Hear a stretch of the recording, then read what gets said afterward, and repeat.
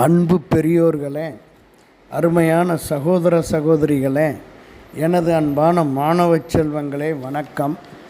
இன்றைய தின குறள் பதிவு அதிகாரம் 13 அடக்கம் உடைமை.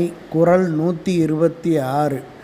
ஒருமையுள் ஆமை போல் ஐந்தடக்கல் ஆற்றின் எழுமையும் ஏமாப்பு உடைத்து பணிந்து நடப்பதே பாதுகாப்பு என்பதாகும். சொற்பொருள்: ஒருமையுள் தன்னுடைய ஓட்டுக்குள் ஆமை போல் ஆமையைப் போல ஐந்தடக்கல் ஐம்பொறிகளையும் அடக்கிக் கொள்வது ஆற்றின் செயலை செய்வான் என்றால், எழுமையும் எழு பிறப்பிலும் ஏமாப்பு பாதுகாப்பாகிய உறுதி உடைத்து உண்டாகும். அதாவது பொருள்: ஒரு மனிதன் அடக்கம் என்பது என்னவென்றால், தனக்கு ஆபத்து என்பதை உணர்ந்த ஆமை தன் ஓட்டுக்குள் ஐம்பொறிகளையும் அடக்கிக் கொள்வது போல மனிதன் ஐம்பொறிகளையும் அடக்கிக் கொள்வான் என்றால், அவனுக்கு 7 பிறப்பின்கண்ணும் பாதுகாப்பாகிய உறுதி உண்டாகும். இதற்கு சான்றாக நடந்த நிகழ்வு கதைகளில் ஒன்றை கூறுகிறேன். ஒரு ஏழை மாணவன் நகர் முனிசிபல் பள்ளியில் 7ஆம் வகுப்பு படித்து கொண்டிருந்தான். அவனது தந்தை தினக்கூலி வேலையாக வீடுகளுக்கு வெள்ளையடித்து கொடுத்து குறைந்த வருவாயை பெற்றார். பல நாட்கள் அவருக்கு வேலையும் கிடைப்பதில்லை. அவனது தாயும் வீடுகளில் வாசல் தெளித்து கோலம் போட்டு குறைந்த வருவாயில் குடும்பம் நடத்தினர். சில நேரம் சாப்பிடுவதற்கு வீட்டில் எதுவும் இல்லாத சூழ்நிலை.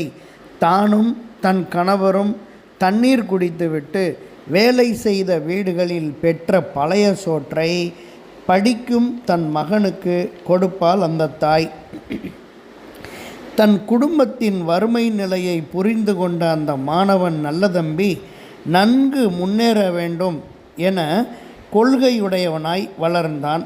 பள்ளி படிப்பின் நேரம் போக அதிகாலை 5 மணிக்கு எழுந்து நியூஸ் பேப்பர் வீடுகளுக்கு போட்டு வந்தான்.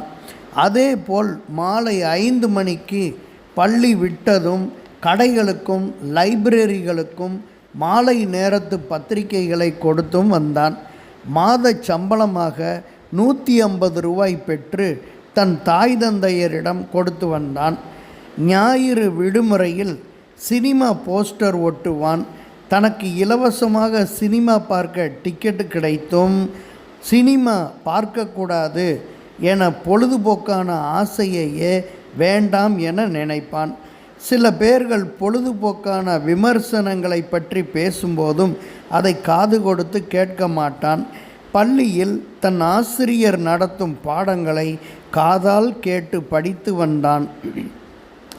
தன்னிடம் உள்ள தின வருவாயில் உணவு விடுதி சென்று உணவின் வாசனையை நுகர்ந்து தன்னை கட்டுப்படுத்தி உணவினை வாங்கி கொண்டு வந்து தன் தாய் தந்தையருக்கு கொடுப்பான்.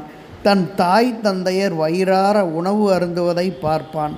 தாயோ, மகனே, அம்மா கையால் ஊட்டி விடுகிறேன் தம்பி என்று கூறி ஊட்டி விடுவதையே விரும்பி சாப்பிடுவான்.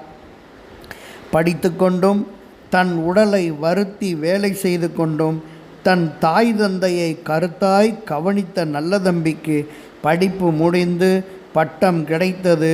அறிவியல் இயற்பியல் பாடத்தில் ஆய்வு பட்டம் பெற்றான். விஞ்ஞான ஆய்வில் இறங்கினான்.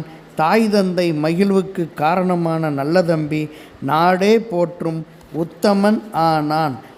இது கண், காது, மூக்கு, வாய், மெய் ஆகியவற்றை அடக்கி எதை போல தனக்கு ஆபத்து வரும்பொழுது தன் ஓட்டுக்குள் அடக்கி கொள்ளும் ஆமையைப் போல தன்னடக்கத்தை அடக்கி இம்மாணவன் செயல்பட்டான் என வள்ளுவர் குறள் பிரகாரம் இது அமைகிறது என்பதை உறுதி செய்கிறேன். நன்றி. மு. சமுத்திரம், ஆசிரியர்.